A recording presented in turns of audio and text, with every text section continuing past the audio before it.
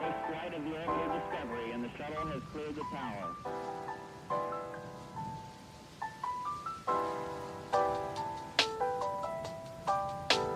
Discovery's 4 computers now have primary control of critical vehicle functions.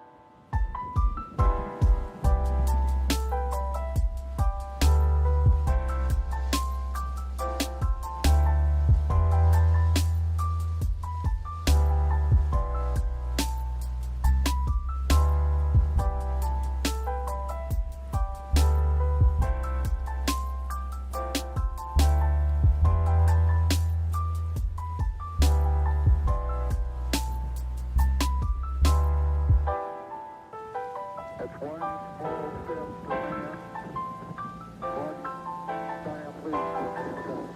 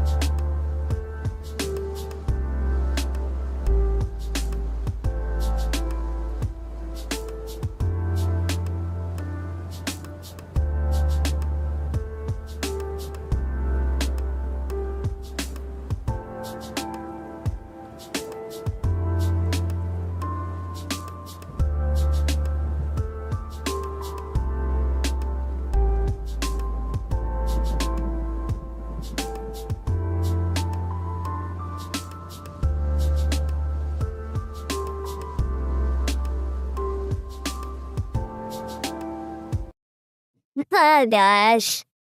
Oh gosh. Hello everyone. How are you? Howdy, Mr. Mango. Can you hear me now?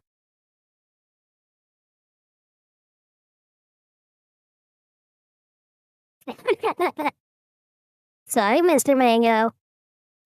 Technical issues. How are you? It's been a while. Okay, just making sure.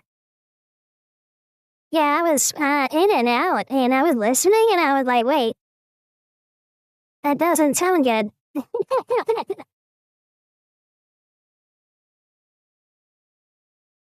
Anyway, I really like this music.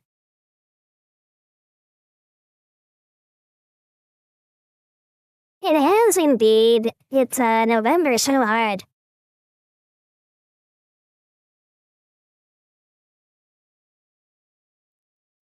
Ah, okay.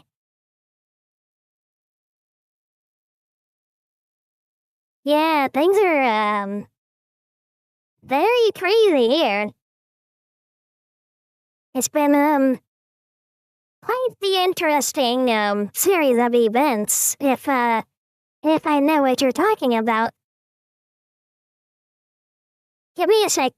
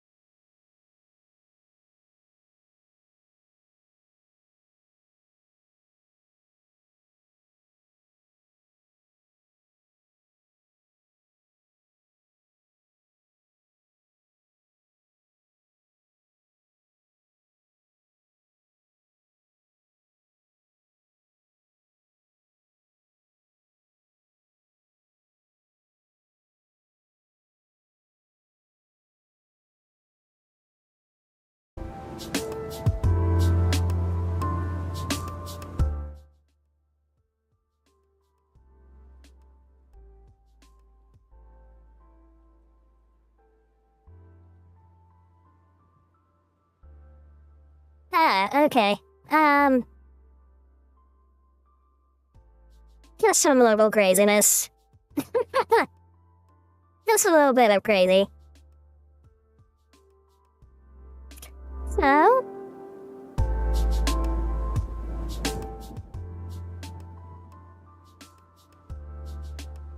Yeah, we back.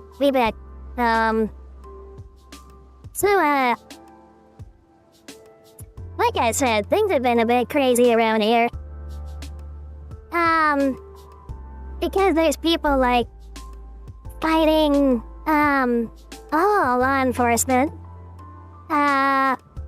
Things are back to being just a little crazy again. Especially in my apartments.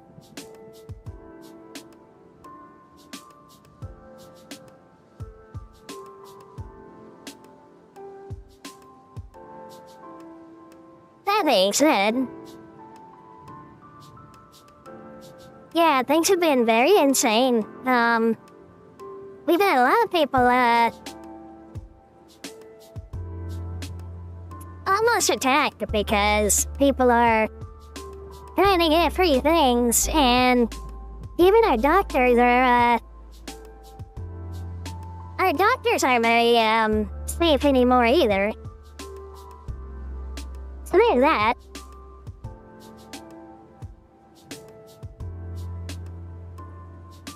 Yeah. I mean, yeah, but even for here, it's gotten beyond what I even thought was already bad, you know?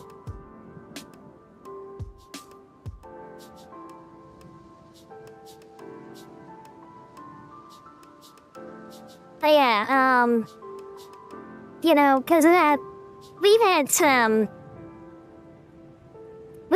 nurses, and we've had some doctors, and a couple pediatricians who are basically getting accosted, because the people who are getting free things and seemingly scamming the system to get those free things are now trying to, as they put it, eat the rich, which they think, since everybody works in the hospital, that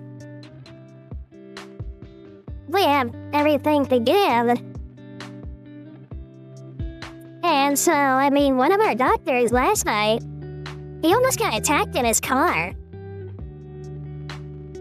And they were like, oh, well, because he's rich, he makes a lot of money, then he can give us some stuff. And so now things are a lot crazier than I thought possible. Yeah, it's gonna be some long months. I actually kind of regret, I kind of regret coming here. I mean, the money's pretty great. And I live small and simple, so I can, you know, save the money. But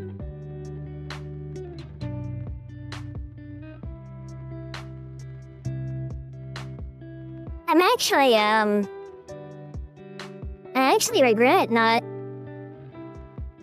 staying in Texas. You know?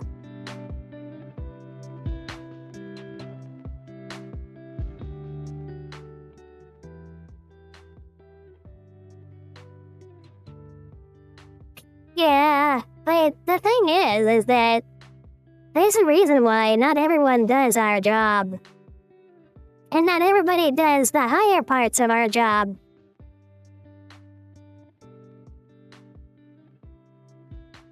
So yeah, I mean, it's mostly stupid people. So like Badger says, you know, like, you know how to deal with like the ideological crazies. But the stupid average crazies are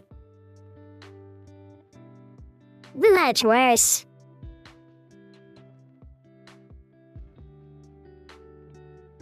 Yeah, I mean, things do get crazy in the holidays. That's true. It's why I don't go shopping on holidays. I learned that lesson the hard way.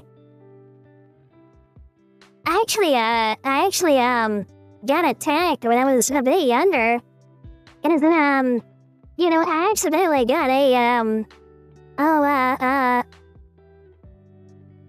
was like a off-brand-ish, bag. But some girls thought it was, like, a real Chanel bag. And so they attacked me to try to get it from me. And I had no idea why they were attacking me. I thought they were just thieves.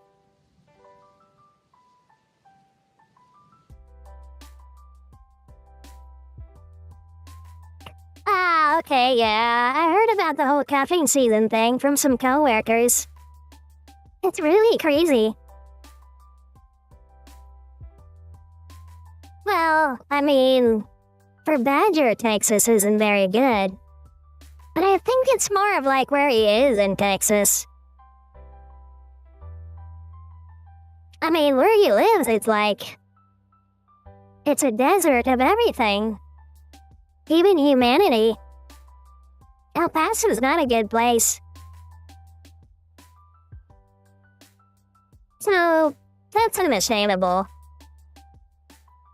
But if I move back to Texas, then I would happily, use my savings and get myself and Badger a place. He keeps telling me no, though. He keeps telling me to save my money and then I'll fall in love with someone else, but I don't think it'll happen.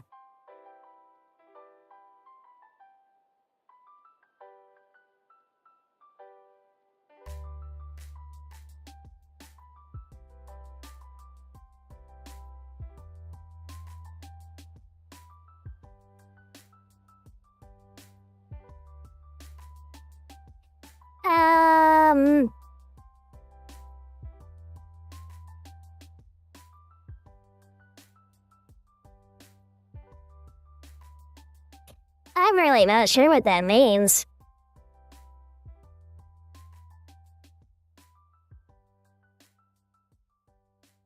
It's November, so I can't be shade with Badger. For any strong-willed man.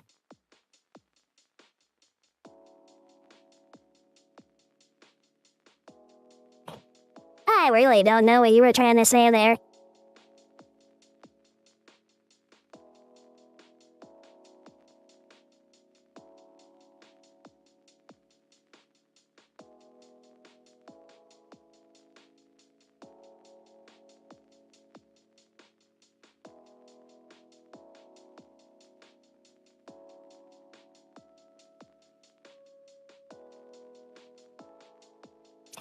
Oh, yeah, that's right.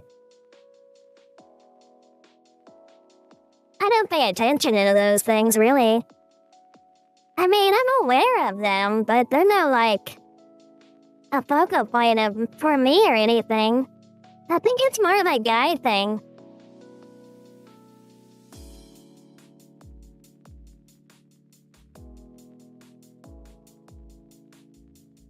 And actually, if I remember correctly, it was made by, millennials.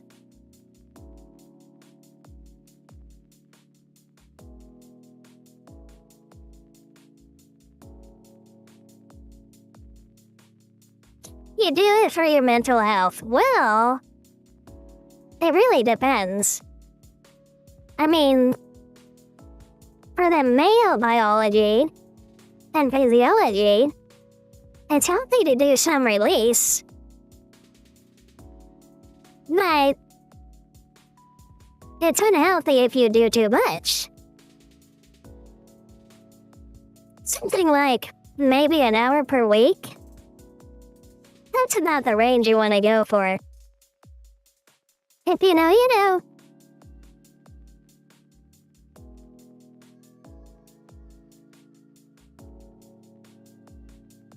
Ah, okay. So it's like, you know, it does kind of. It's always fascinated me because,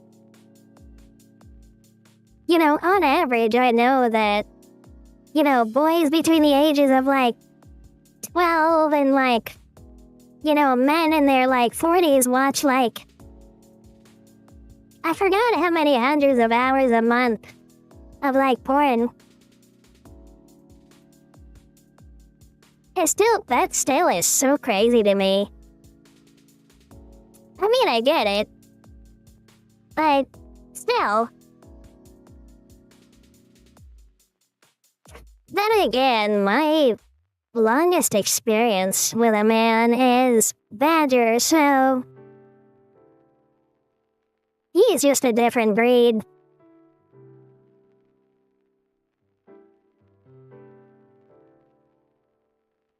Oh, you've had a lot of free time, huh?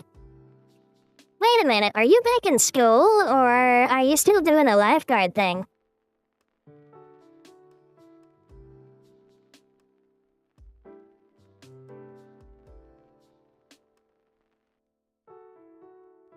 Oh?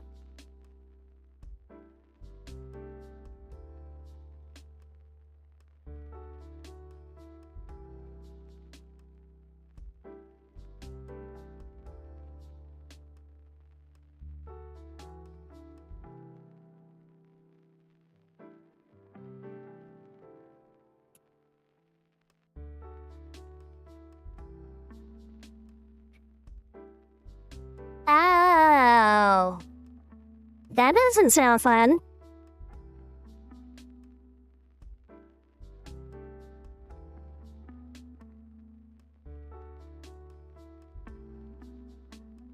Oh, okay. Well, good luck. I wish you success.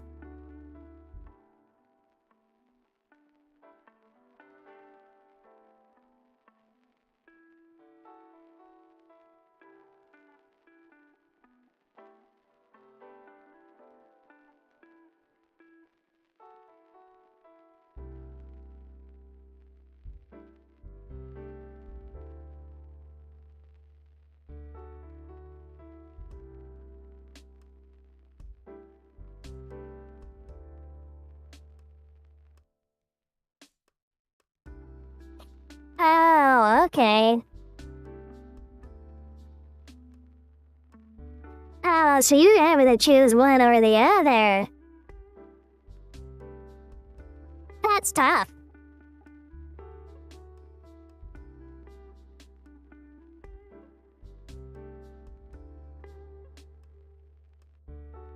I mean, sure. I keep forgetting, because usually I'm so tired.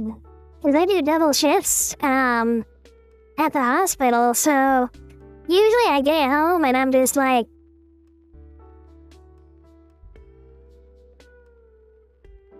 and I usually just get home and sleep.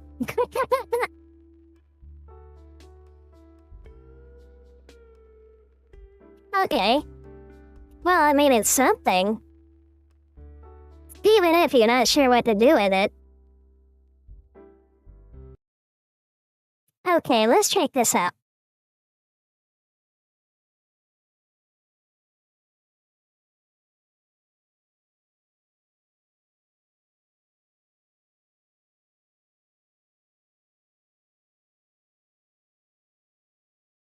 Oh, it's the Black Pants Legion. Badger showed me one of these. I'll subscribe. I like this Mr. Tex guy. He reminded me of Badger.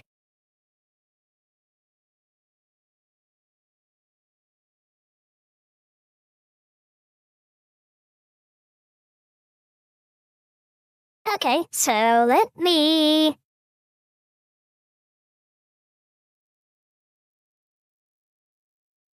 I will update it on the stream.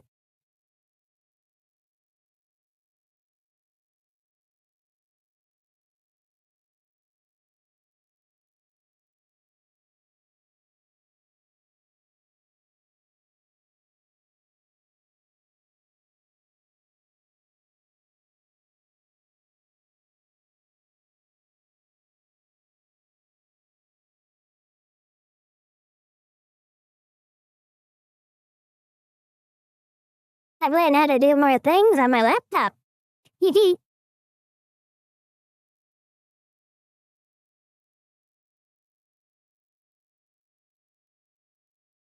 I keep forgetting to get a mouse.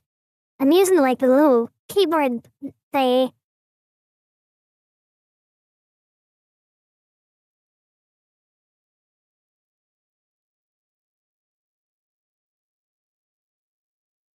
Okay, and it should be updating now. Alright, good. So, and I'll link it in chat. There we go.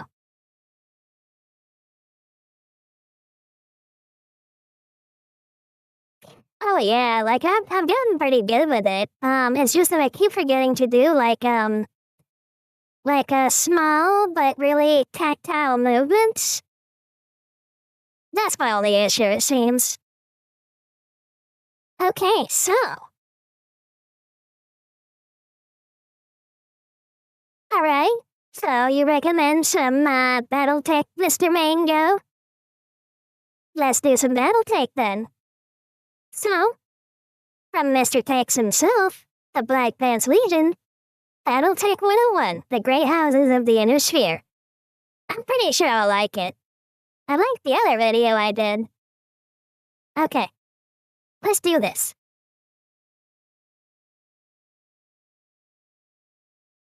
Oh, okay, so kind of like getting you like an introduction to everything. Like some of Badger's videos. Okay.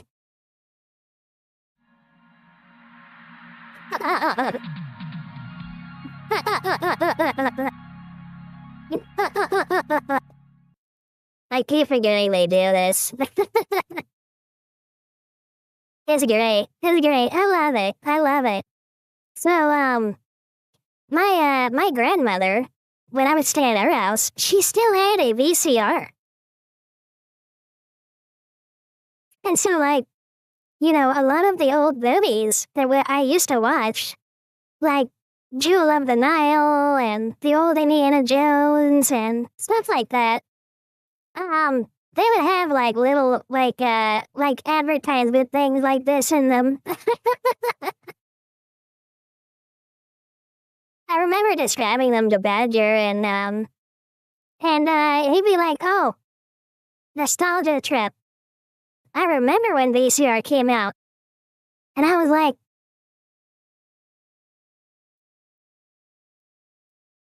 "I keep forgetting you're quite a bit older than me, sir."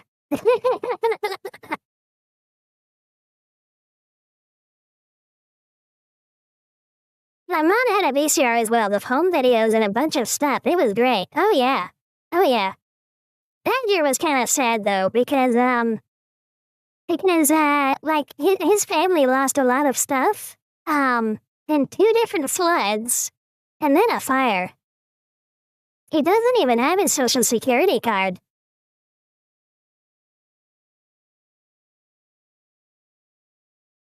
He was more sad though about like the VCRs and stuff. Well, I think he's older than shit, honestly, but he looks good for his age. He's a very handsome man. And he's still very, very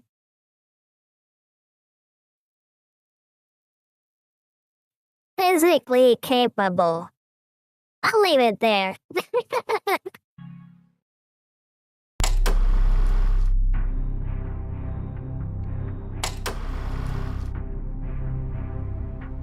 Okay. Oh gosh.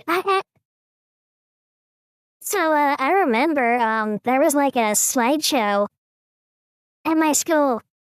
And one of the teachers actually had like an old projector with like little cards.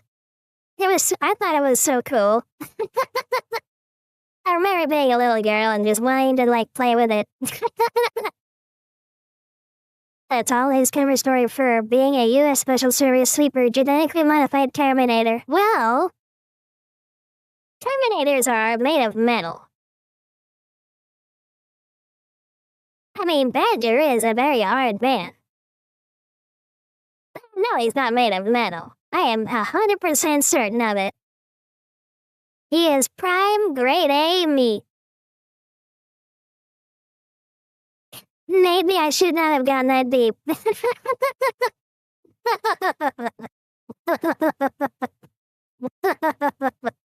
Oh gosh. Oh, I miss him so much. That being said, let's have fun with this, okay? I'm having thoughts. So let's change what the thought patterns are, okay? Welcome, new mech warriors, to the Inner Sphere, where you can keep whatever money you find so long as you live to payday. That's For cool. our first lesson, the Great Houses. Slide, please. So the Great Houses are the 6, or for people who can actually calculate projection power on an appreciable strategic scale, the 4 peer states, 1 remnant, and 1 hermit kingdom that make up the Inner Sphere. No, it's not a perfect sphere.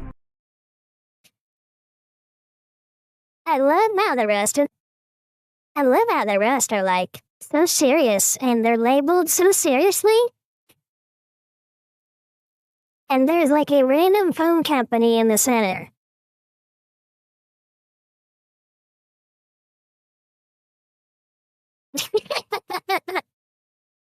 I love this. I really do. It's really enjoyable. Just a random phone company. What are they, like T-Mobile in like the future or something? Wait. I'm guessing Battletech's pretty old, so...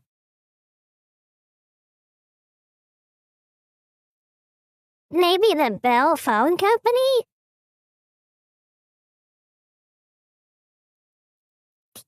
Well, yeah, it's Telephone Wizards Comstar. They're Comcast and the Vatican.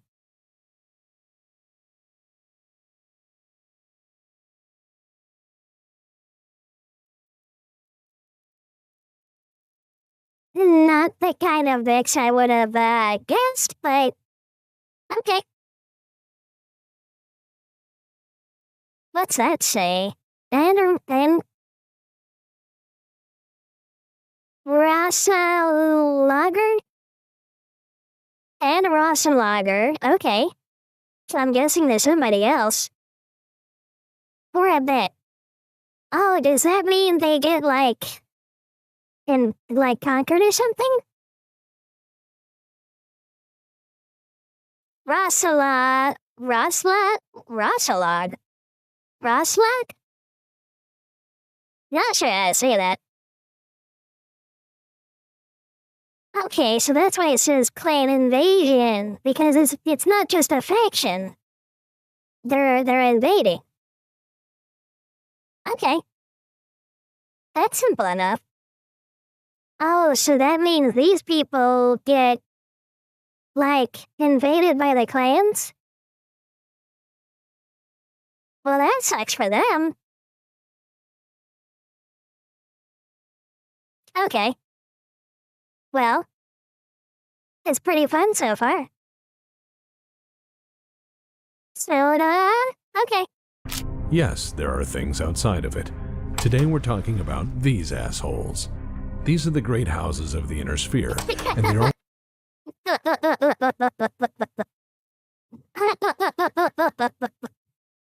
Oh God, I really love it. He makes curse words sound somewhat academic and poetic in a way.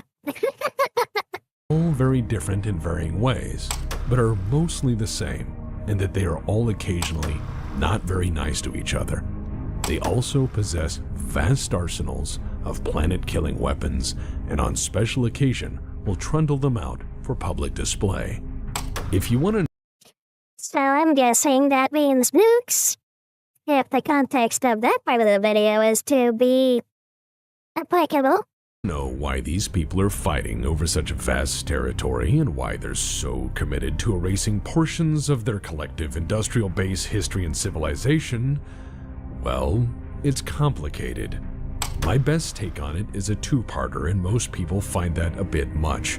So let this serve as a basic introduction to your career in the world of mech warriors, and a primer on who's most likely to kill you when you inevitably fuck up.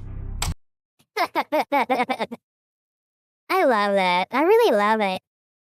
He is a lot like Badger. It seems to be a theme with me that I like these, these gruff and tough, wizened, veteran, older men. I wonder if I have a dad complex.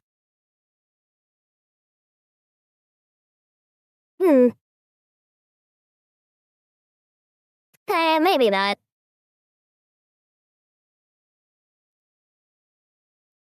Yeah, or maybe. I really don't know. But firstly, a disclaimer. I am biased. As a mercenary plying his trade in the inner sphere, I find— Oh, is this supposed to be like a drawing of text?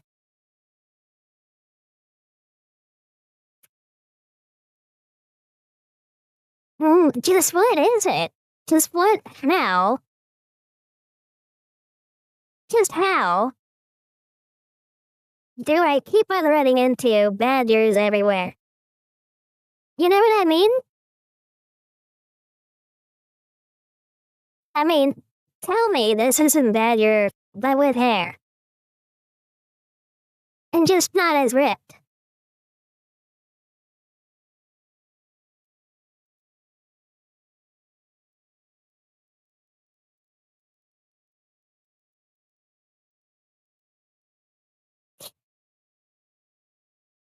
I swear. I mean, with the fat electrician video.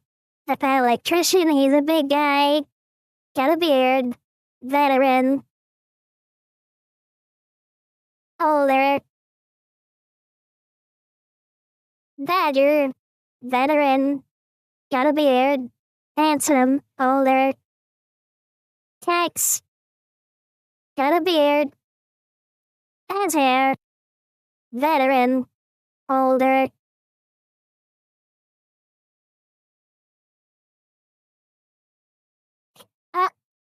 I swear. I run into him everywhere. Or maybe it's because I miss Badger a lot. I'm really not sure.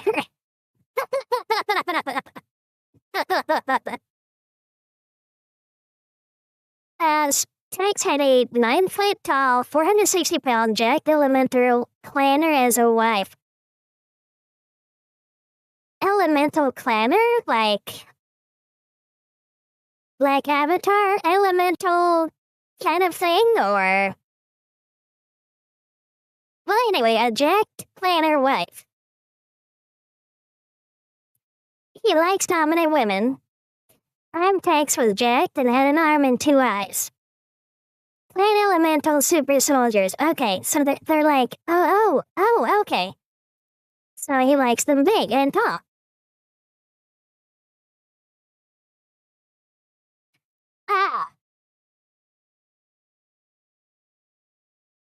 They wear power arm. What, like Texas, powered arm right here?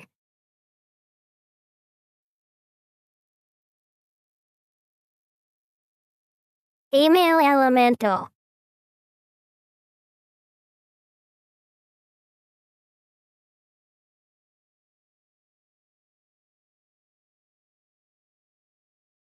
Female elemental. Planner. Battle tech.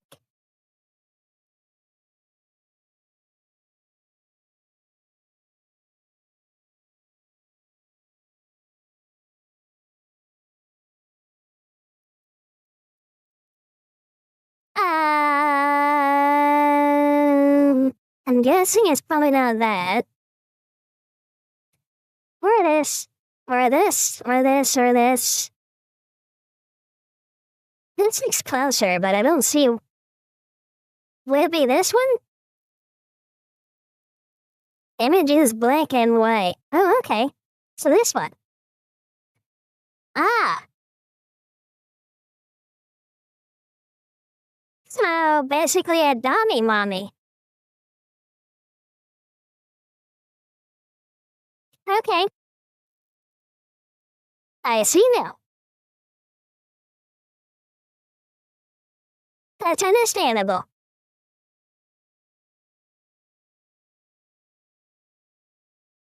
I mean, that does make sense, actually. Yeah, that makes sense. I can see it. I mean, I'm the same height as Badger, and he's pretty tall. And his ex-wife was also pretty tall. And his other ex-wife was pretty tall. So since all these men are very similar to each other, I have a suspicious feeling that they all have similar taste.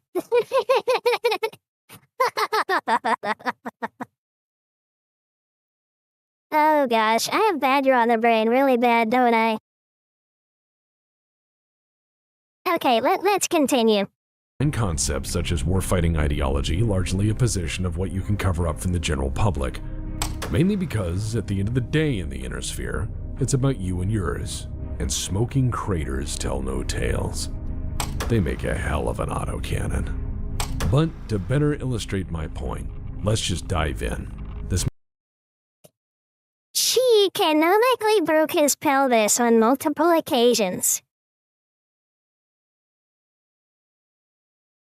Ah, okay, so he's not as strong as Badger is. Badger's first wife would be like, and no, this isn't creepy. This isn't creepy girl, okay? This isn't stalker girl. I was just curious. And I looked up his first ex-wife. And she was an Amazonian.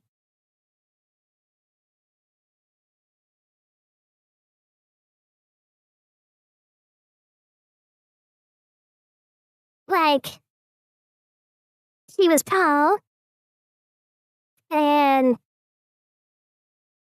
very fit. Not like muscular, like, but very fit. But, she was a little bit taller than him. And she was like, she was beautiful. I saw some pictures when she was younger, and I can really see why Badger would.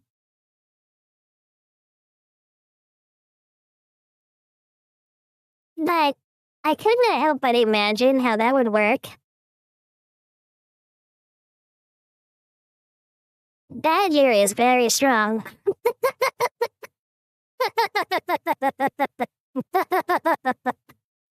He's very strong. So I think Mr. Tex is at a bit of a disadvantage compared to him.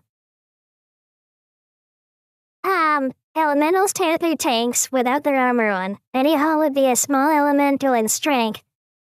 Eddie Hall. That name sounds familiar.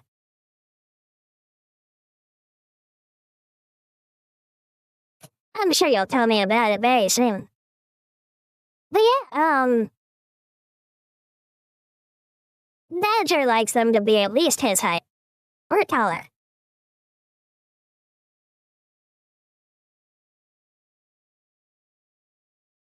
So yeah,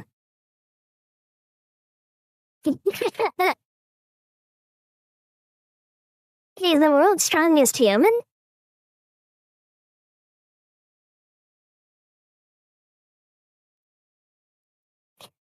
Hey, hello, Mr. Do. Wait. Dirty, I'm pretty sure you pronounce that Duval. Dirty Duval? I think that's how that's pronounced. Anyway, welcome, Mr. or Mrs. Duval. Badger's not here right now, and I couldn't get a hold of him, so I'm just streaming for him.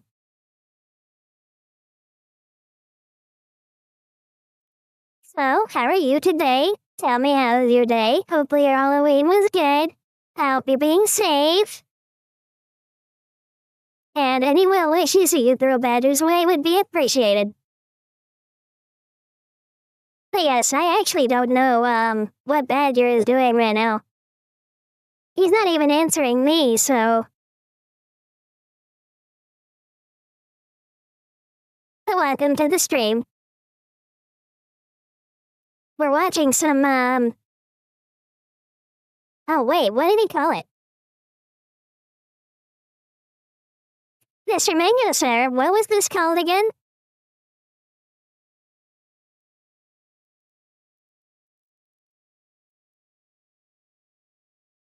Oh yeah, Battletech. The Battletech stuff. Yes. Mr. Mango, Badger is busy currently. That's news to me, honestly. But it is good to hear he's doing something, and he's not just, well, not doing anything. Okay, I need to stop thinking about that. Let's continue with the video. Map is from 3067. Maps So from welcome, after Mr. that Duval. are somewhat messed up, for a number of reasons. And on an unrelated note, let's just brush this radioactive ash off here, and there we go. 3067. Don't mind the flickering on the screen. I'm told it's mostly harmless. Mostly. Let's begin with the great houses themselves. Mr. Mango, we play Battletech on Xbox. MechWarrior 5 Mercs. Wait, that's the robot game Badger plays, right? I'm not that into video games, so I wouldn't know. But it sounds familiar. I think I've seen him play it. Is it like where there's a bunch of different, like, battle robots, and they do different things, and there's big ones, small ones, and all that? Ah, okay. Okay, so it's from this. Well, that's pretty cool. I'm learning some other things today. Thank you, Mr. Mango. I'll be moving clockwise as we go for those of you who understand time, and left-hand feed for people who understand timing.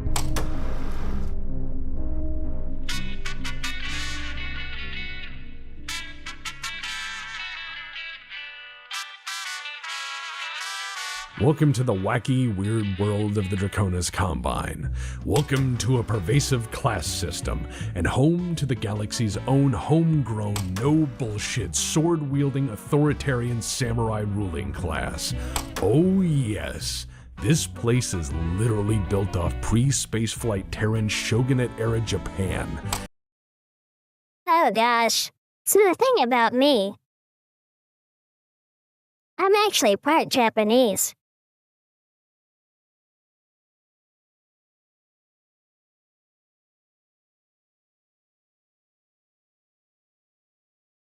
And I've met some of the family. They're still in Japan.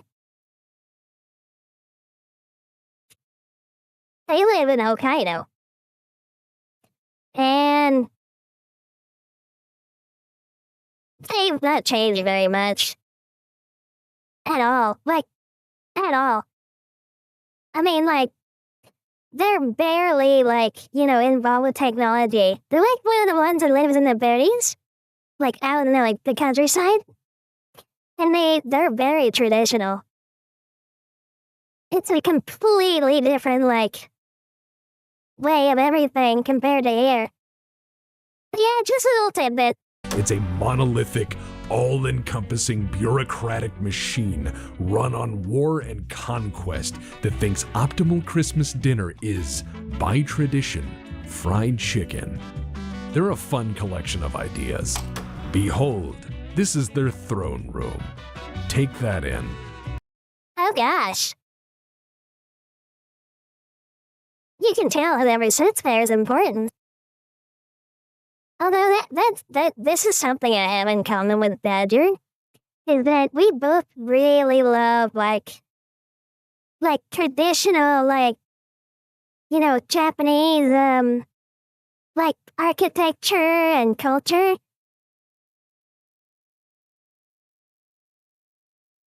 I really do have Badger on the brain. I hope he texts me back soon. I'm empty. I'm running on empty. I need some Badger in my life, you know what I mean? Oh gosh. But yeah, I mean, these guys seem like fun. This isn't just for show. This is their military. These are their uniforms. These are their mechs. They fight this all the time. Yes, those swords are very real and do brutal work. All right, so back to the guy in the chair. That is...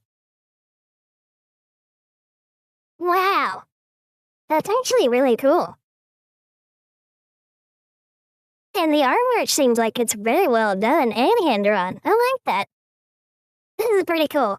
Not sure what he's shooting, but giant robot with a sword seems cool. They're very real and do brutal work. All right, so back to the guy in the chair. It is frequently a guy in charge of this. So this guy is called the coordinator. He runs the place. There is very little distinction between the coordinator as a person and the Draconis Combine as a whole. When people refer to the dragon in reference to Kurita as a house or a nation, it's interchangeable between the two entities. And no, the Draconis Combine doesn't celebrate the godhood of rulership with divine mandate. However, the coordinator's word carries essentially the same weight within their sphere of influence, so I'd not invite trouble, as Kurita tends to bury its enemies deep, headless, and by the million. Oh, that sounds like Imperial Japanese. That's a PPC. Okay. Are you talking about the arm cannon thingy that the red robot was shooting? That looks like a samurai? Yeah, so that sounds cool. Although, when I look at this, I think of,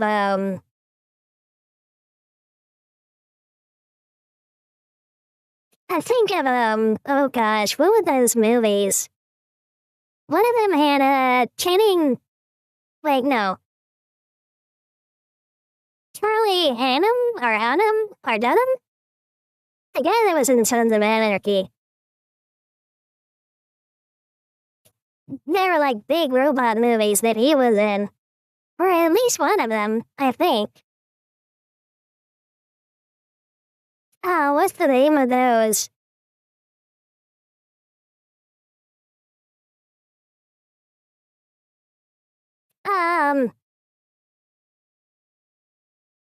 They were giant robots. They fought, creatures from the ocean. I can't remember the name. I was kinda watching it with Badger, but we weren't doing much watching. Although the movie was playing in the background. Yes, thank you, Mr. Mango. Pacific Rim. When I see, like, those, robots, I think of Pacific Rim. I don't know why. They probably have nothing to do with each other.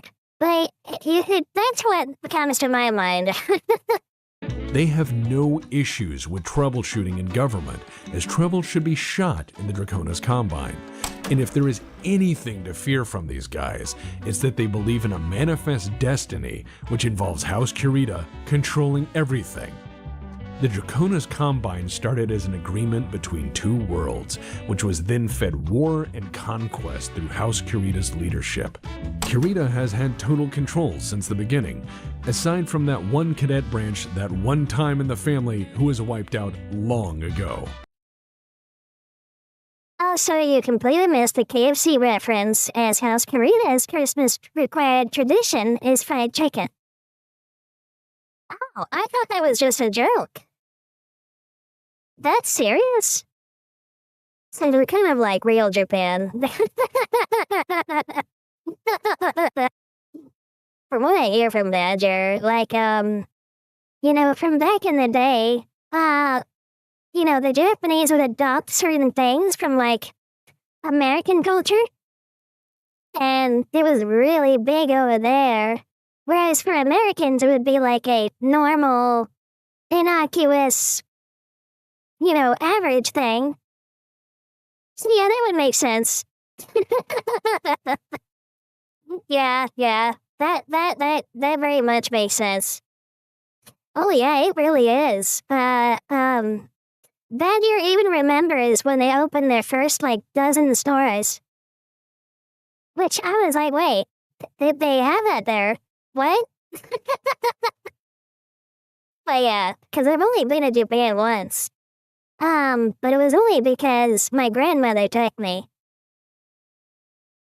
And that was just like, some family members wanted to see her. Because she was up there in years. And my parents just let me go. But yeah, I didn't see that in Hokkaido while I was there, but it would not surprise me. As far as how this thing runs, well, the 5 pillars represent the Draconis Combine. The pillar of gold is the government. The pillar of steel is the military. The pillar of teak is the people. The pillar of ivory is religion, philosophy, Zen, and all that crap. And then there's jade, the economy. These 5 pillars of state philosophy are represented in the ministries of state organized through them. For instance, the pillar. I love how they got it's like who's like the economy guy? He looks like a smarmy, like, car salesman. Philosophy are represented in the ministries of state organized through them. For instance, the Pillar of Steel encompasses the Ministry of War, the Department of Indoctrination, the Bureau of Substitution, the Assembly of the Grand Inquisitor, the Admiralty, the Physician Staff of the Dragon, and various minor administration authorities. Speaking of authorities, Draconis Combine bureaucracy tends to be impenetrable to outsiders, impossible to reason with, and largely maintains the status quo. Actual decisions are typically made by people with significant military rank, in the form of military governors appointed to oversee civilian authorities. When in doubt, the decision maker is typically the one with the sword. And if you want to see that sword up close and real fast, you only need to fail to take its bearer seriously, or merely disrespect their presence. Oh yeah, that's right. That sounds like Space Japan. But like old Space Japan, they don't really do that anymore.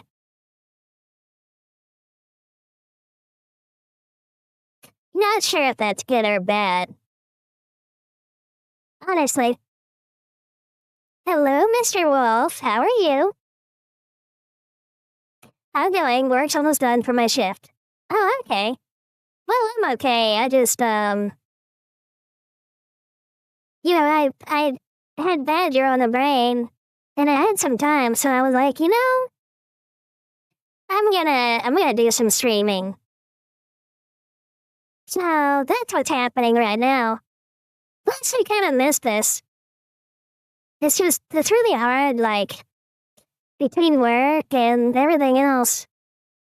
It's hard to find the time. Ooh, Mr. Mango, sir. Karina is kind of responsible for the whole setting going to shit.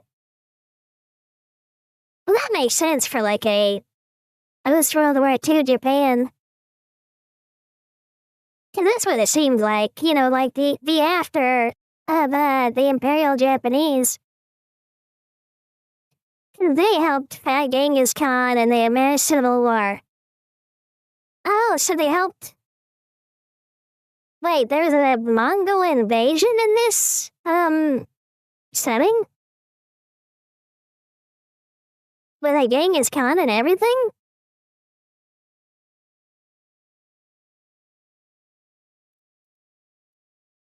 This sounds very incredibly deep. There's a lot to cover. Okay, well, I guess we best get to the video then, huh? Anyway, it's good to see you again, Mr. Wolf. I hope you've been good. And I hope you have not lost any fingers in the meantime. From Mr. Mango, this is a puddle that is as deep as the Mariana Trench. Oh, buddy. As, a certain someone would say. Well, I kind of look forward to it. Also, they had this whole death to mercenaries thing for a while. Not my favorite government to work with. Oh, okay. Then again, they rarely need mercenaries ever because the constant fighting and insanity of the samurai class means they're pretty much ready to throw down whenever. I just realized that this is a mech. They're called mechs, is what I'm getting. Stomping on the face of another one. It's actually amazing. Alright, Mango, you can find where each screw comes from for a certain battle neck and a certain battle in a certain era. Kind of, he's like Genghis Khan. Okay, that makes sense. If they lack a cause, they'll find one quick. The leaders of the Draconis military are often peerless warlords, equally at home in local shogunal politics or on the battlefields of their neighbors. The Draconis Combine is the state that war built, maintained by Bushido, psychotic warriors, and a shitload of weapons. Finding Kurita forces in your backyard is frequently the precursor to speaking Japanese in your near future, whether you want to or not.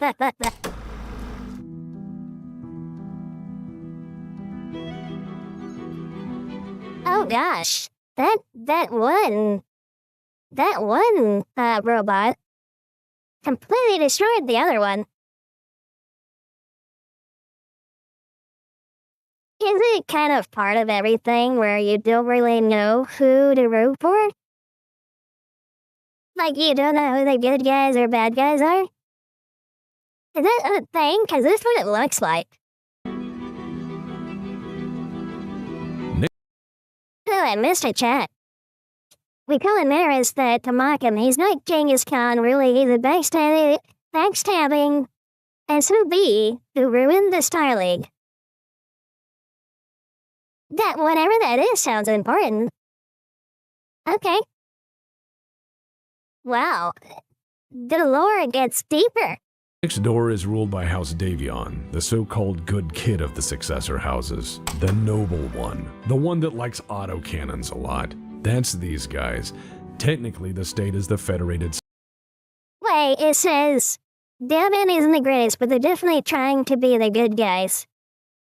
Okay. Commander Wolf, and in a twisted fate of irony, the SODF became Mongols. They became the thing they destroyed. Even deeper lore. Okay. This is starting to become very big.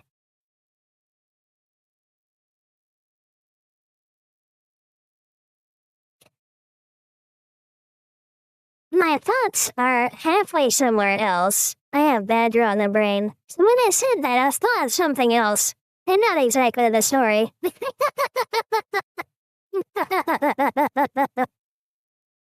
Oh gosh. Alright. Mostly you guys are Debian and Free World League depending on the era. Okay. We're learning more. Well, specifically Kerensky and that they turn us from the American Civil War. Free World's not really there, too busy infighting so that they just do anything. Okay. sons, and they're another fun monarchy. House Davion is descended from English and French nobility, operating as... It really sounds like a lot to just take in. It sounds kind of like real-world politics. With everything that goes on, there's so many people doing so many things in so many different directions, and sometimes they do the same, sometimes they do different. That's what it sounds like.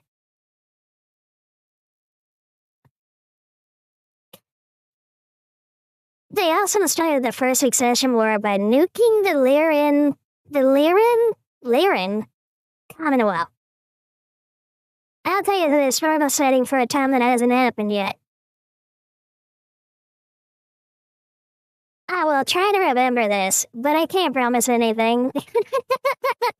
Constitutionally bound monarchs and has I will been try, though. since ever trying to reinforce their position as champions of liberty and personal freedom at every annoying turn. Because of this, most people think House Davion, and by extension, the Federated Sons, are self-righteous assholes. And they are not wrong. Oh gosh. I really love it when Tex does those sharp little, like, clips with everything. Mostly. But see, the story is a bit funny on that. Originally, the Federated Sons was a federation. In time, the founding polities chose delegates to form a high council who would, among themselves, elect a president to lead them. But the political machinations of the Davion family were all about having a monarchy, so they pushed the presidency into that, and since then the Davion family has ruled, which is really good for them, mostly good for the Federated Sons, and has worked out for the most part. However, Davions being Davions, one had to rule them all, so there was an early Davion civil war. The 5 marches had to decide for themselves who would be the first prince, and sharing was, apparently, not a serious consideration at any point. And the winner of that first early Davion civil war, Alexander Davion, went on to pass more legislation than any of his predecessors because he had total military support. Turns out you can make people vote how you want with a bayonet. However, the story doesn't get any worse really for some time at least. To their credit, House Davion was not a despot. They encouraged then and still champion free speech, individual liberties, and personal freedom. But in the end, it is a monarchy. Considering the mostly beneficial ruling arrangement, some will label Davion a father knows best state, which has many times but not always been justified in its actions. As such, it is seen as one of the more stable houses on account of broad public support. I will admit this. Though they can be miserably righteous and annoying, they're frequently not evil, just smug. And yes, that is just as bad. The armed forces of the Federated Sons have historically been one of the most professional militaries of the Inner Sphere, originally formed from peacekeepers and always kept as modern as state industries could allow. These guys even developed the predecessors to the Warhammer on their own dime in the earliest years of battle mechs. Even when they're wrong, they're almost right. Davion may not pay you well, but they won't bury you for no reason. Mostly. Okay. Wow.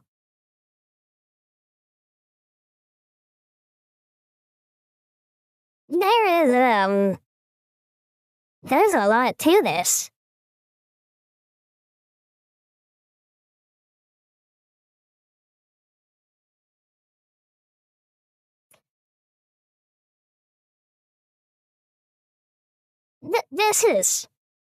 This is way more than I thought it would be. Okay, let me rewind chat. I think I missed some things. Okay, from Mr. Wolf. Haken felons are more known as House Liao. They space China and have done worse than Korea, which is saying something. Well, if they're based off of China, I believe it. I mean, people talk about, oh, I saw a video about it recently. People talk about, Unit 731. But throughout most of Japanese history, the Japanese just left everybody alone. Whereas, China hasn't done the same. And they've done a lot worse things to their people than the Japanese ever did. Cracks are way worse than Capellans. Oh yeah, they're called Draconis here. Okay. The dragon. We can argue this later. She will never finish this video if we don't shut up. Maybe, we'll see. Commander Wolf, you say that, but at least Drax will honor a merc contract. Liao will screw over many ways. Drax killed you as a merc up until the clan invasion. Okay. Capones are just often too broke. Yeah, this one is just one arrow, by the way. There's like 7. Okay, so Wow. Mr. Mango, Age of War, Starlight, 3 Succession Wars, Clan Invasion, Vietnam Civil War, Jihad, Republic Early and Late, Dark Age, Ilclan. Ilclan. Okay. Depending on unit, not always death to merch stance. Got backstabbed by a Liao prince to a rogue Sino general. Oh, and now comes Capellans. Their wars against the Turians? Speak many volumes. Well, space taxes can go fuck off.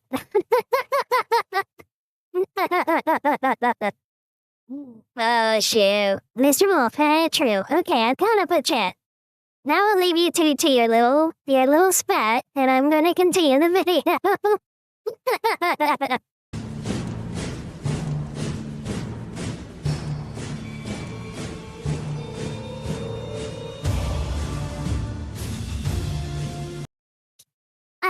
Okay. So here's the bad guys I hear of. The Capellan Confederation and House Liao. Okay. So this is Space China, essentially.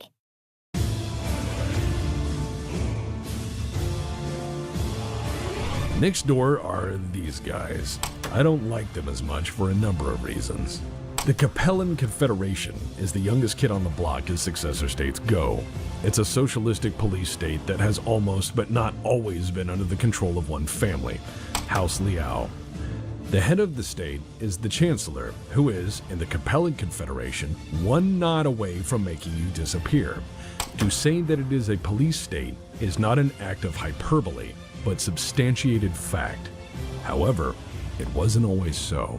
What started as a collection of states uniting for common defense and well-being slowly grew over hundreds of years through successive generations of philosophy and leadership from one house into an autocratic state with a centrally controlled economy. Some would say this is a functional dictatorship, but dictators tend toward having some sort of functional agenda or understanding of strategic power. But in truth, there's actually 3 forces that run this place, at least in theory. They are the Chancellor, the Prefectorate, and the House of Scions. The Chancellor is the CIC of the Armed Forces, Special Forces, and the face of the state in matters of foreign policy. The Chancellor can also make decrees and legislative changes at will. It's a powerful position, to say the least, and has nearly always been a lifetime appointment for House Liao. The Prefectorate is the body of state regional entities and greater nobility. The House of Scions isn't mostly. A lifetime appointment. So they are Space China. Or, well, I don't know, cause China has changed leaders a couple times recently.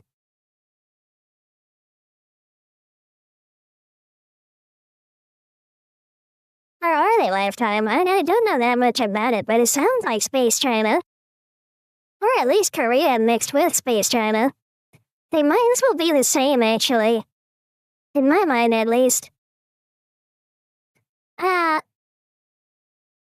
Mr. Mango, we don't talk about the St. Ives Compact. Well, upon the next, so buckle up.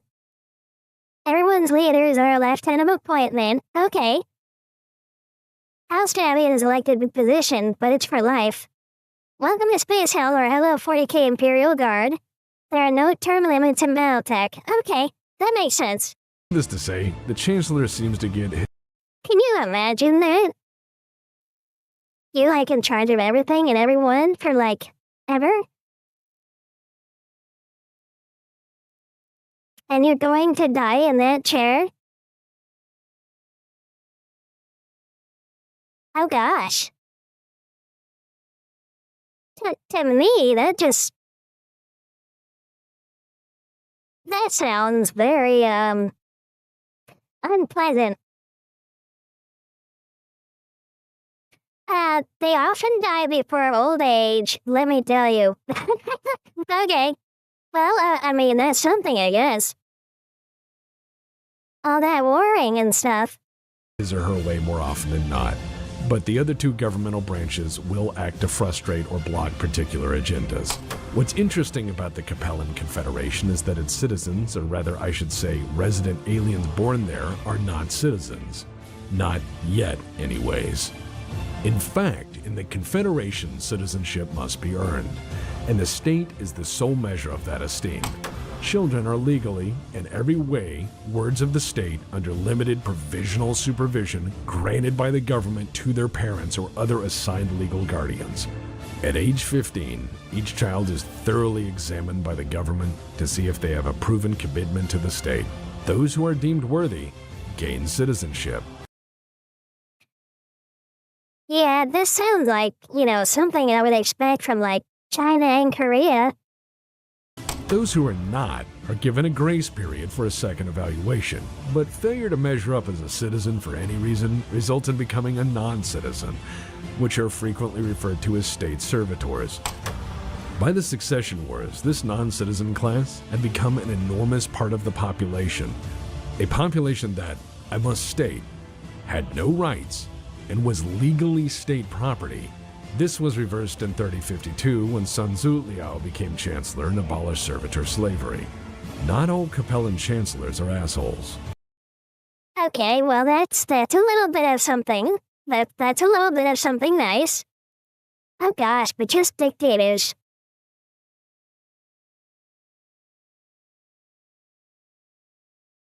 And the children are just... they belong to the state and not their parents. That sounds very China and, very North Korea to me. My gosh. Most, though, well, the record speaks for itself. The military of the Confederation Armed Forces have traditionally been the underdog, but have never shied away from a fight. They frequently are pushed into doing far too much with far too little, and on top of it have to face the catastrophic political and military meddling of a chancellor who may or may not understand the difference between entertainment and war. The fact that Capellan state has not been conquered outright speaks volumes to the abilities of the CCAF, who have demonstrated battlefield insanity as a doctrine for nearly 8 centuries. The Capellan economy is centrally planned and is designed on the principle that sufficient planning can overcome any hardship. This has produced mixed results. The Confederation always endures, but at what cost?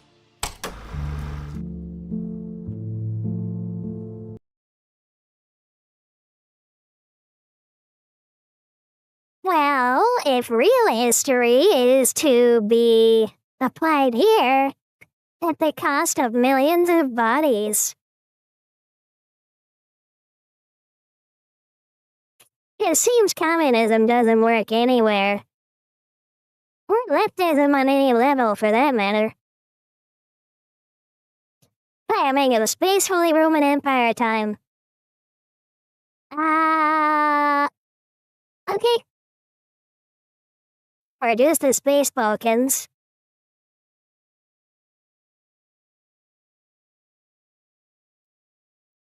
So it's both? Well, that's disturbing.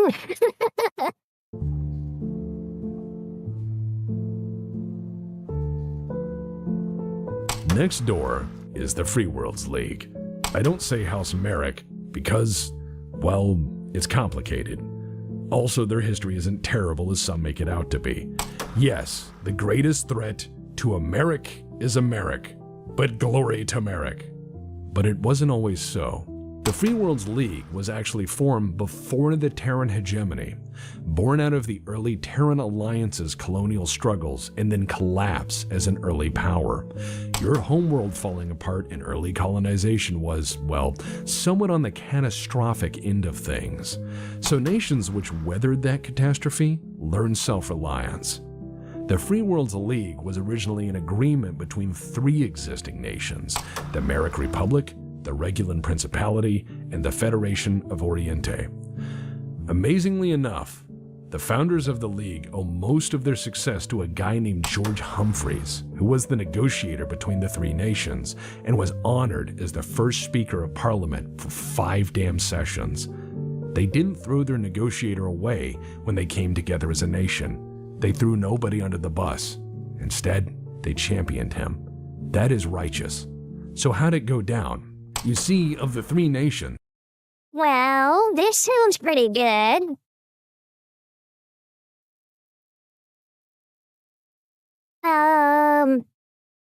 Mr. Wolf? Hello, the most awesome faction. One of them they had mech warriors based off King Arthur and the Knights of the Round Table. Oh, okay, I like that story. As a mana collection, primary faction is a Circinus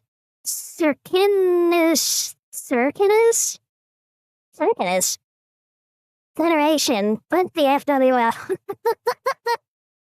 Mr. Mango, y'all ruined my periphery nation. Okay, I'm gonna leave that alone. I don't even know what anyone is getting at right now. There's a war in the chat, and I'm just here, like, listening to some very deep lore. Merrick was on top locally, and Merrick didn't like the idea of a union at all, not at first. He thought it wouldn't work. Working with others seemed like a bad idea, in fact, considering the state of galactic affairs, but Humphreys wore him down, like a good friend does, and the only reason I bring this up is because what wore him down wasn't politics. It wasn't an appeal to power or glory or riches or conquest or the history books. It was in fact nerd shit. See, Detlev Merrick collected historic awards and trophies. Raju Salaj, Prince of Regulus, collected miniatures, figurines mainly, and books and paintings and the like. And these two guys nerding out about their neat stuff they liked and had collected contributed as much toward the founding of the Free Worlds League as anything else. So basically, this faction came into being because some guys like playing a game.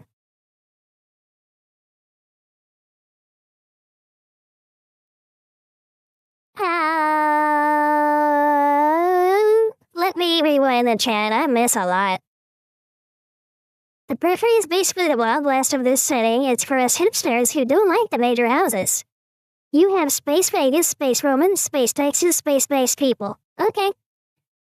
Commander Wolf, okay, that was mostly Jihad era and mostly World of Blake bullshittery. That was mostly Riders of the Time messing around. You talking about the Space Romans? Mr. Mingo, well no, we stopped the Marian hegemony. Yes. I'm gonna continue. I'm not really sure how to address that. Ostensibly, the Free Worlds League is a federal I hope your guys win, and if they're the bad guys, I hope they lose. But if your guys are the good guys, I hope they win. That's all I got.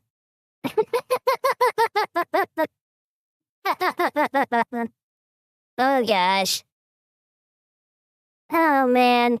republic, with each province granted a grand measure of self-rule and sovereignty, and as you'd expect, the Free Worlds League is a complex creature politically speaking. The Parliament is technically a supreme federal and legislative authority, but there's some caveats to that. For one, membership of the Parliament was, for a time, determined by the amount of taxes paid into the Treasury. And then there's the self-rule problem.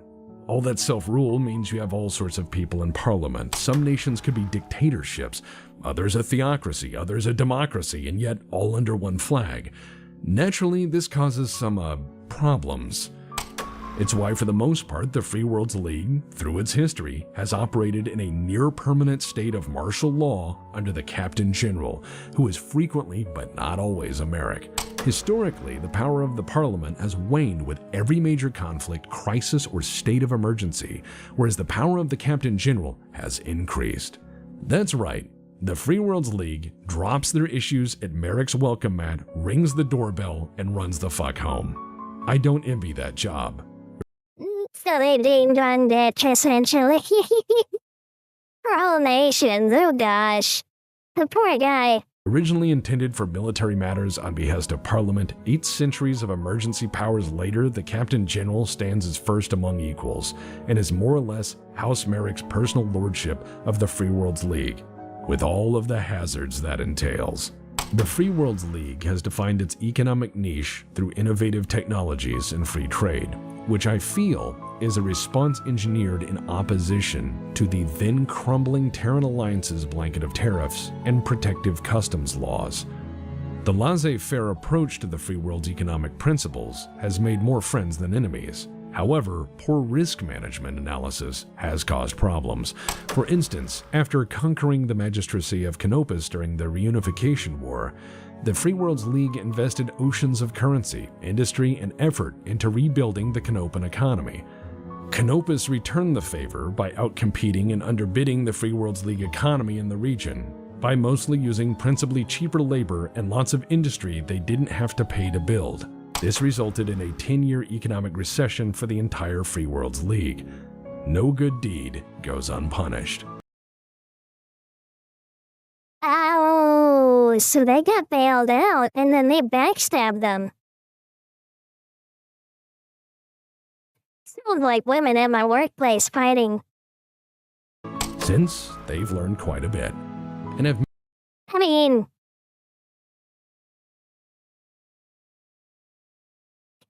like small little story. One of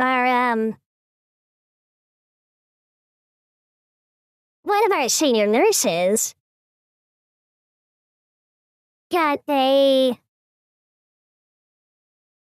mostly incorrect patient report. And they corrected the CNA that did it. Well,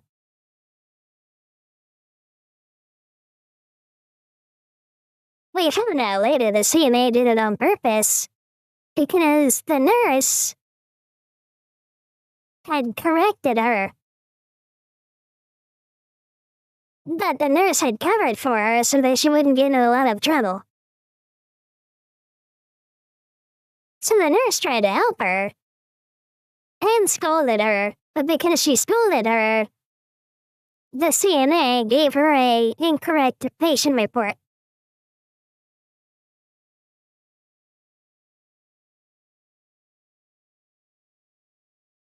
Yeah, what? Never believed. Okay, and I know it's all men in the chat, so listen closely, boys. Never believe a woman that says women are peaceful. We're very much not. Very much not. We're very emotional creatures. And our emotions lead us on almost everything. And so since our nature is more of destructive chaos, if left by ourselves mostly, I know it may seem like the exception, but I was raised by a very great woman who I love and admire, and take a lot after.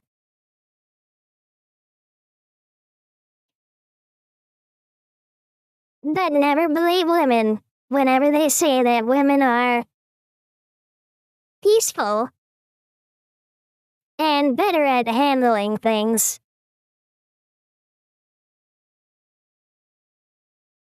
So, just a little tidbit of something, okay, boys? Ooh, let me read the chat. I missed the chat. I wonder what the fight's about. What's the tea, the sauce, you know? You know?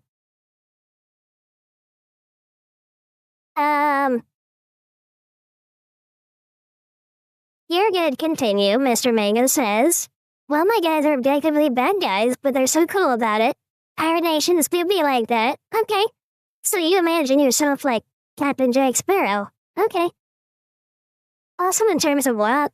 What? Oh, shittery, after that, they get fucked over the most in terms of Shed lore. Commander Wolf, I mean, could be worse. Could be the League of nailed this thing. By that, I mean the Lyrian Commonwealth or House Steiner. Mr. Mango, I love how during multiple periods you had Federated Commonwealth, the Lyrian Alliance, and Lyrian Commonwealth all existing at once. That sounds complicated. Commander Wolf, Canopus is famous for the Cyber Cat Girls. Well, I'm a raccoon girl, so I know nothing about them.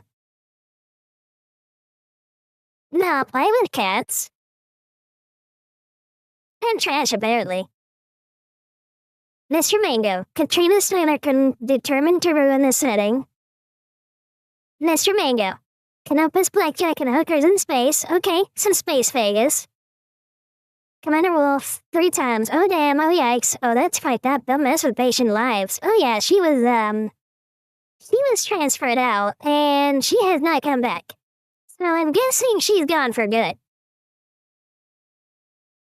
And with a mark on her record, most likely. Mr. Mango, push out there. I know this personally from Mr. Wolf. It's very good you know this, Mr. Wolf. You can avoid us then. Well, not me. Don't avoid me, but definitely most women.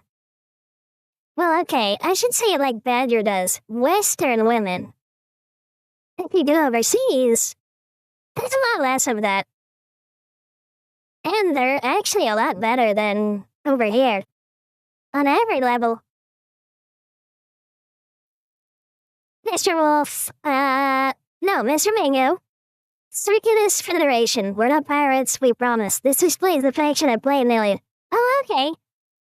Well, that's pretty cool. Okay, back to the video. Manage their economic affairs with care to guard against the systemic mayhem and shock as caused by other states, good intentions or not. Culturally, the Free Worlds League is a mix. In fact, it is probably the most diverse state there is in the Inner Sphere. The principal language is mostly a derivative of Star League English, but on any given world you might hear Czech, Arabic, or Urdu. With the sheer number of cultures and political systems present in the Free Worlds League, it must be said that if there was anything that unified them, it was not a merit, but more an ideology.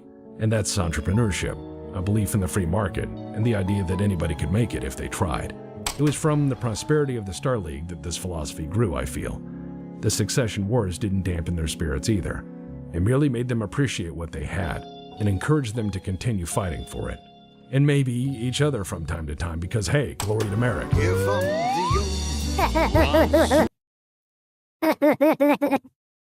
Well, that's pretty funny. They sound a little bit like the USA, but...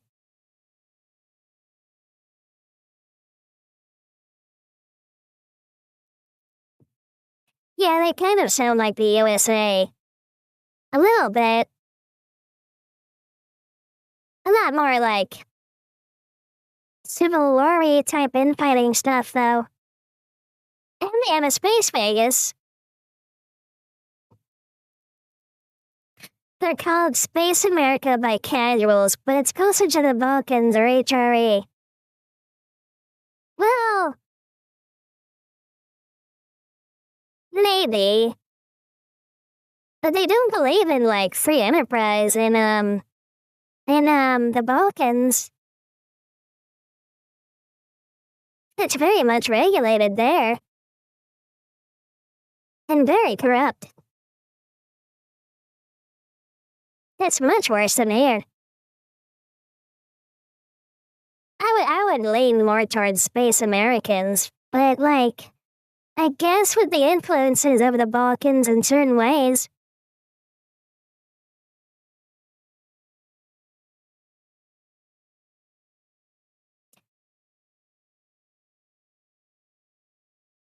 Okay, so kind of both. From Commander Wolf. But yeah, Balkan states. Mr. Mango, they're literally modeled off old Balkan states. Mr. Wolf, more some early American Confederation and Balkanization. Mr. Mango, the designers have stated such. Okay, I'm just gonna continue at this point, because I'm getting a million different things.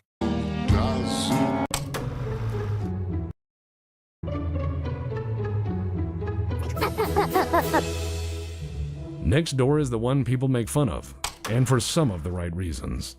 Welcome to the Lyran Commonwealth. First of all, few call it that unless they're declaring war or arranging marriage, which if I'm frank might be the same thing in the same afternoon. Wait, he means to what? Declaring war or arranging marriage, which if I'm So because they have the big, like, Max in there, they're like, oh, that'd be good. frank might be the same thing in the same afternoon. So welcome to the House of Steiner. The Steiners are the ruling family and have been since virtually ever. They were founded as a merchant and industrialist conglomerate. They never stopped being exactly that. They celebrate their vast wealth by having far too many nobles, far too many noble titles, and historically largely incompetent generals. Save for the occasional flash in the pan, that is. However, if they're strategically incompetent to the point that the concept of their scouting parties operating vastly excessive tonnage, even in modest probing actions, memes based more on truth than you think, then how do they survive, you ask? Well, money and industry, friends. Money and industry. House Steiner's backing is the industrial base and every bank that invested in it. They are the military-industrial complex. There are many good reasons they can afford to dump truck weapons into a situation, operational or not, piloted or not, and then continue to do so until the enemy leaves. While not stupendously famous for warfighting leadership or tactical brilliance, House Steiner can and will bury you with its vast assembly lines led by pretend generals until you give up or they get bored.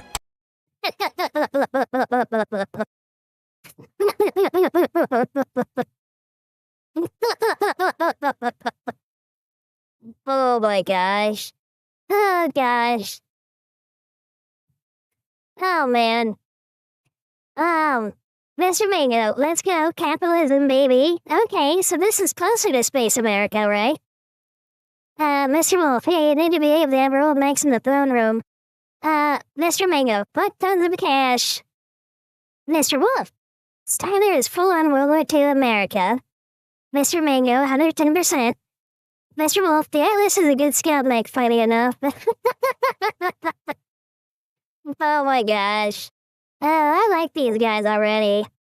They put their money where their mouth is. They're not good at anything, but they will drown you in metal is what it sounds like. Every tragic comedy of their strategic planning is It sounds like it sounds like what people think of like the military-industrial complex, like he said. Like Space America military. Like I remember Badger telling me about invading somewhere. And this was a while ago. Actually, I wonder if he was talking about invading Iraq or Afghanistan. One of the two, I think, maybe.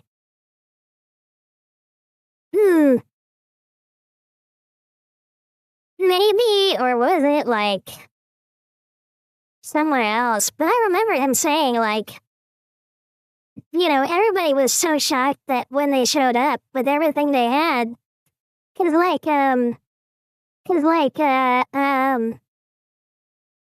they, like, brought everything at once, essentially. So, like, something happened, and then, America said, military, go destroy them, and Badger was there, and then he said they showed up with everything. Planes, tanks, ships, aircraft, other aircraft, more planes, tanks, and ships. Just overwhelming force. And he said that when they got there, and they set up to go, they then got word that they surrendered.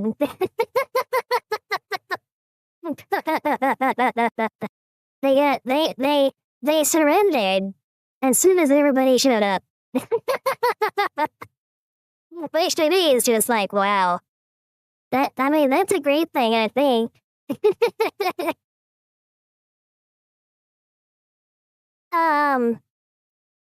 Mr. Mango, ironically enough, yeah, also funny they don't use the charger.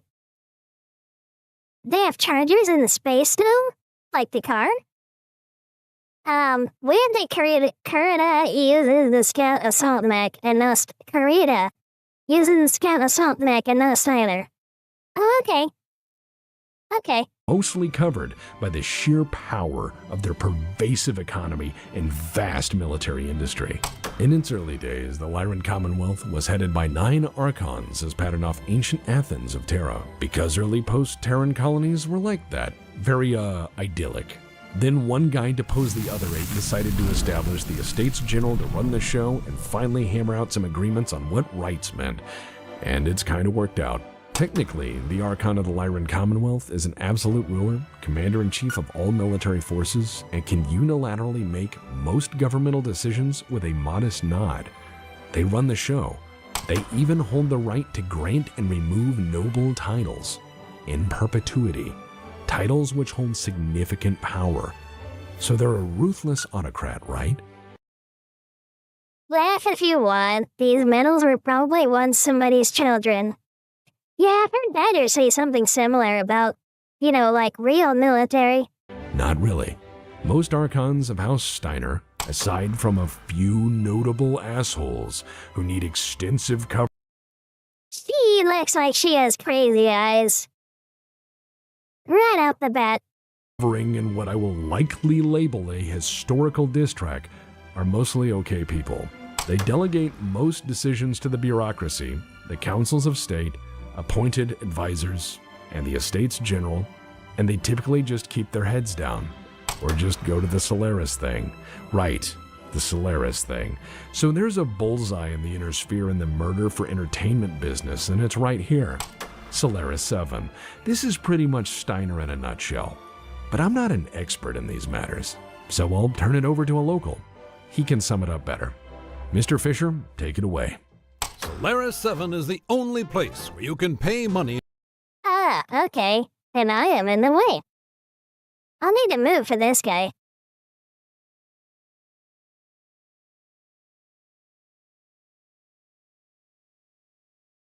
Okay, I think I'm far enough away from him. To watch 2 strange Let me read the chat.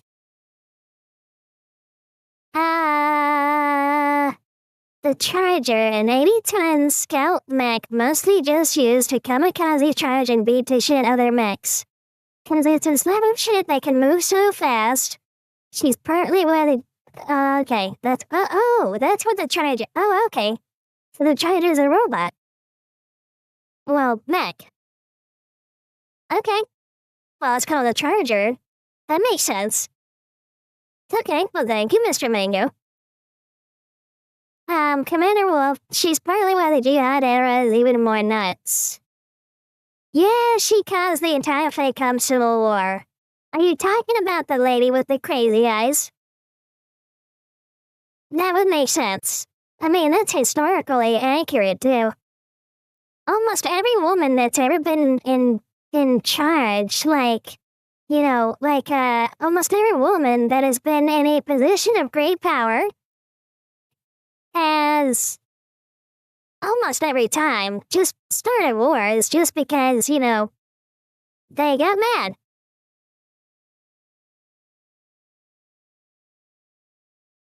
And that's why I will never vote for a female president.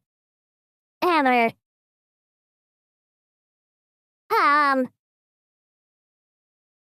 Mr. Wolf, you're dead. Mr. Mango, because she's capital C crazy. Yeah, it makes sense. She had crazy eyes. Hello, CJ. How are you? I hope you have a good day. Happy midnight. How's the evening going? Well, I'm watching some Battletech. And Badger's not here right now, so, it's me. Hi! I hope you're having a good night. Mr. Mango, yeah, she split base with the most powerful faction next to the Star League. Oh. Yeah, women will do that. In fact, we have a bit of a record of doing that. It's kind of in our nature. Well, not mine. I was raised by a very wonderful woman, my grandmother. But for most women, yeah, they're crazy. CJ, 'tis a quiet night having some good old-fashioned fun all around, I imagine. Indeed, Mr. CJ, indeed. That being said, let's continue the fun time. There's a new character that popped up. Strangers beat each other to death, while also enjoying a corn dog. Duncan, that's not true. Canopus exists. They have corn dogs last I went. And a very good Outback. I think Canopus banned trans fats, my dude. I've only ever seen funnel cake. Oh, and they do a lot of food on a stick. Saves napkins, less to clean up. Stick food is really the way of the future. I wish we'd thought of it first. Sticks truly are the yardstick of food. I'm Duncan Fisher. I stand by this statement. Sticks are the future. Mark my words. Duncan, this is costing me a fortune. Oh, right. HPG bills. So, Solaris 7. Murder is more or less very legal, so long as you do it in the box on TV, and everyone has a really great time. In fact, it's fantastic. I'm just guessing here, but is it kind of like the Gladiator games, but for like mechs? Is that what this is?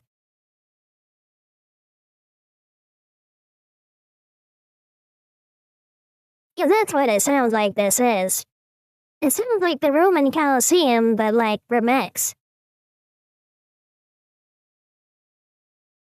Okay. Well, that makes sense. What was that saying? What's it saying? Bread and circuses. Bread and circuses. I enjoy it.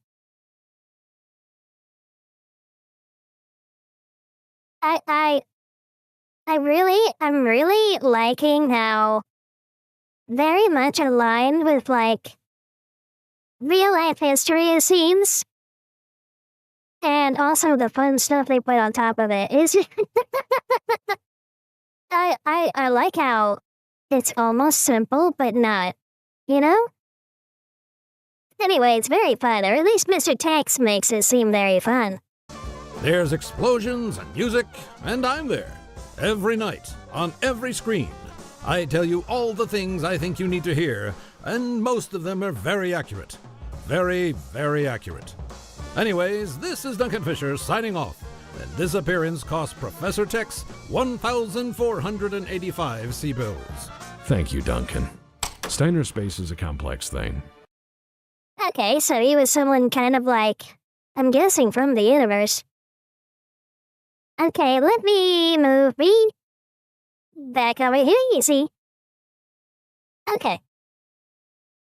I got my space back. The funny man left. Not good, not evil, just very big. In fact, I think that the Lyran Commonwealth is much like a cosmic horror. Some giant, blind, idiot god, just waiting there, happily making money and strudel, singing merrily to itself until someone comes over and flips the table. And then it becomes very, very upset.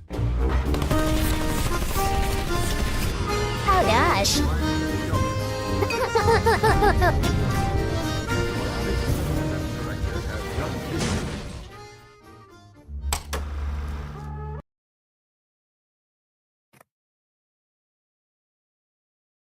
That's actually kind of scary if there's like a machine that can pick up a tank and just hit something else with the tank.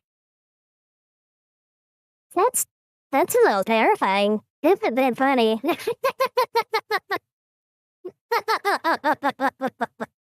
I'm really enjoying this.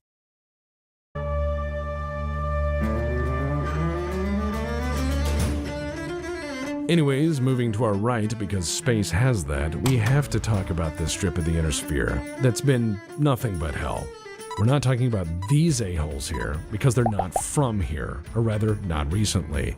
These are the clans, and for those uninitiated, they're a strange, deep space civilization of state-mandated, eugenics program, warrior caste, combat cult weirdos. Even by our standards. Ah, so these are the clanners Mr. Mango was talking about earlier. That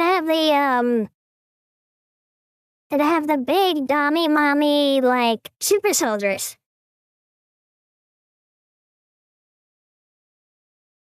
Mr. Mayo, yeah, the Atlas just does that. You can also do that on tabletop. That's a clan elemental. Oh, okay.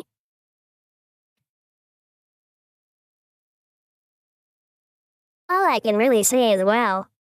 They're very weird. They also got completely wrecked by the phone company. It was a pretty okay time. For us, that is. So, here's what remains. Phone company.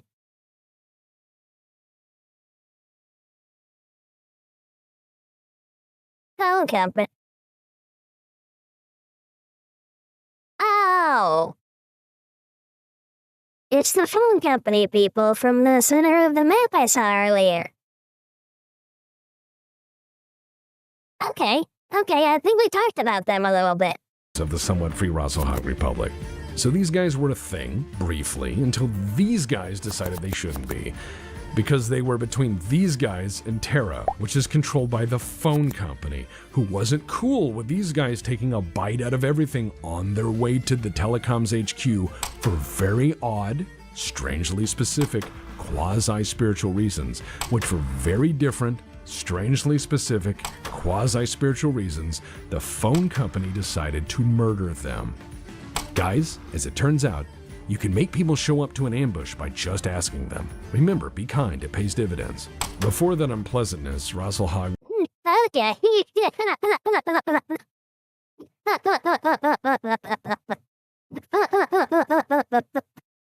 Oh gosh.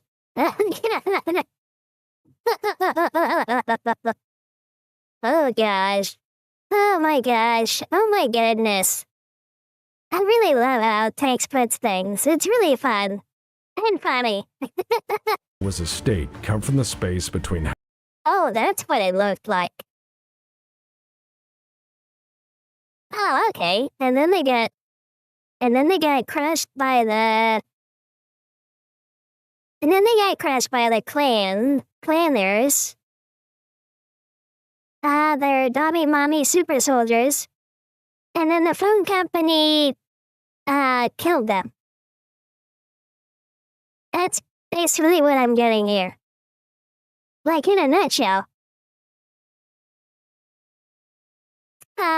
Mr. Mango, that's what they did in lore, by the way. I literally asked them deadass in a more roundabout way, but that's what happened. Oh, okay. House Kurita over here, and House Steiner.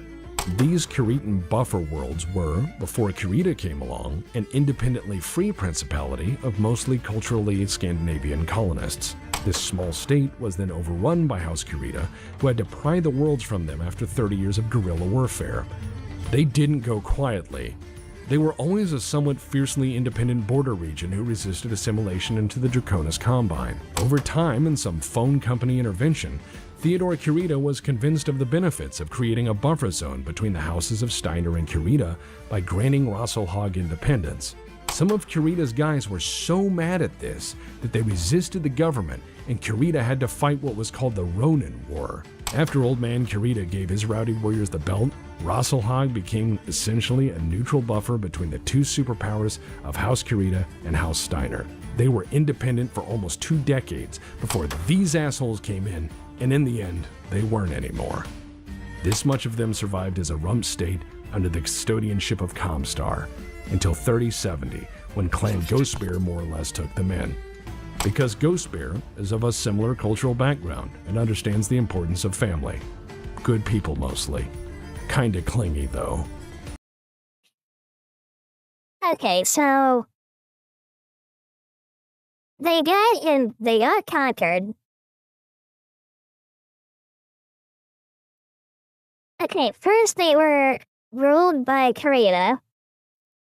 Then they were given independence by Kurita, and then fought for independence, and then they all got invaded, and then they got crushed, and then they got saved by the phone company. Well, no, the phone company murdered the clanners, and then they got saved by some of the clans. Kinda. Did I get all that straight? Kinda, sorta, maybe? A little bit, please?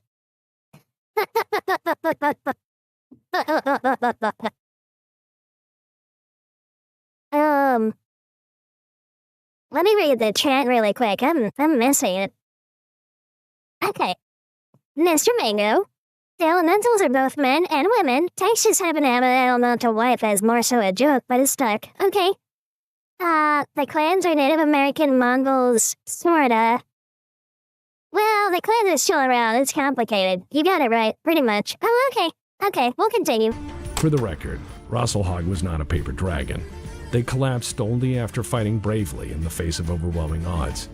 They gave the clanners a hard fight on every world, and in the deep black between stars.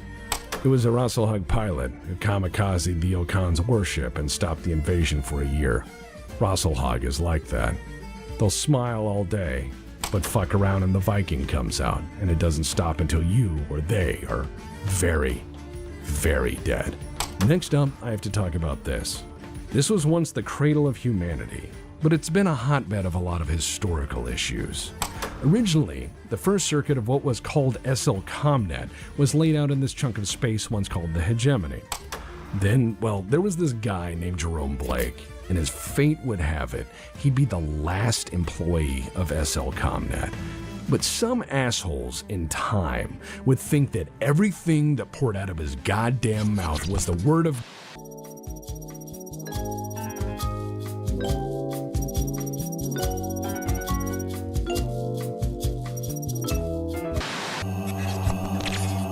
Right, so I guess next time I have to talk about the periphery, then the deep periphery.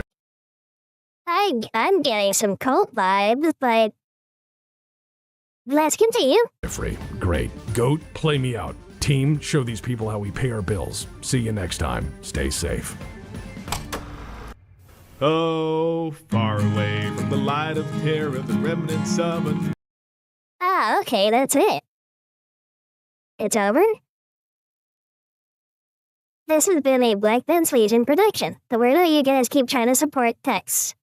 Anything do a more support Mike and Oopsie Duncan fucking nailed it, Fisher, join the deal. Join the crew. Grab a... Actually do. Why does that sound familiar? Huh. Commander Wolf, the picture of his ghost bear elemental wife says otherwise. She does look nice though. Fire Mango real. Commander Wolf, that's word of Blake. Sounds like a cult. And Comstar. Also sounds like a cult. The worst lore mistake in the game's history. Comstar is fine. The wob sucks.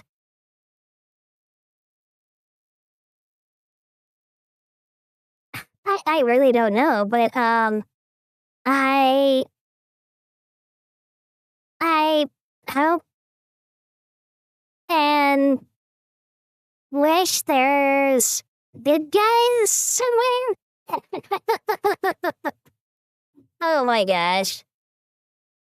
Crew. It's a damn periphery. We're full of pirates, cultists, rednecks, and opus girls. Okay, well, that's the end of it.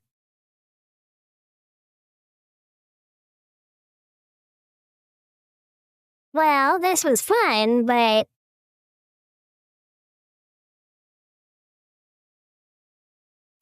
unfortunately, it's time for this girl to go to bed.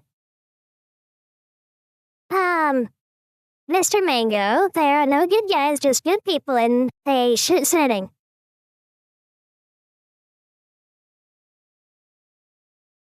Well, isn't that the same thing?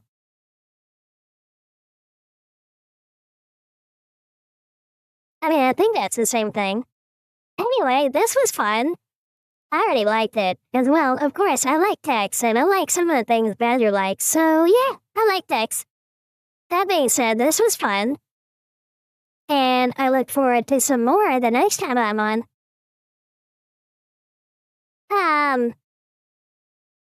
Mr. Mango, well, no, good guys implies they get an evil side. Well, there are.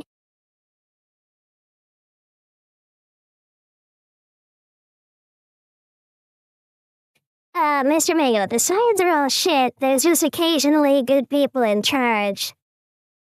That sounds like people who, that sounds exactly like people who say that, that America is just like North Korea. Or that America is just like Iran. Or like Russia. That sounds very much like the same thing.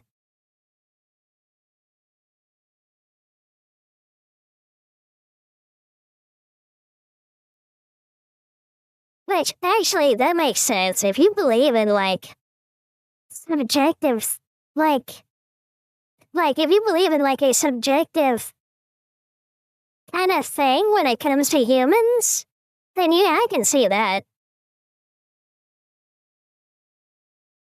Well, anyway, yeah, we can discuss this another time.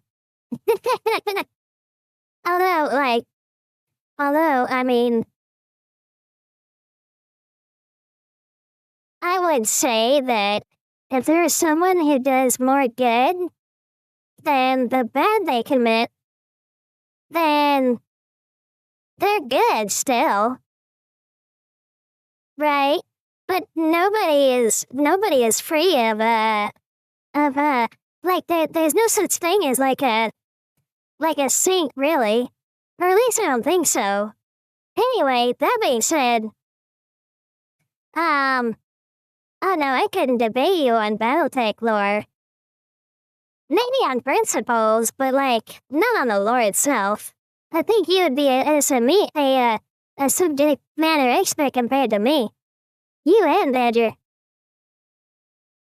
But, with that said, I had fun, everyone. But I have to get to bed. Very soon here.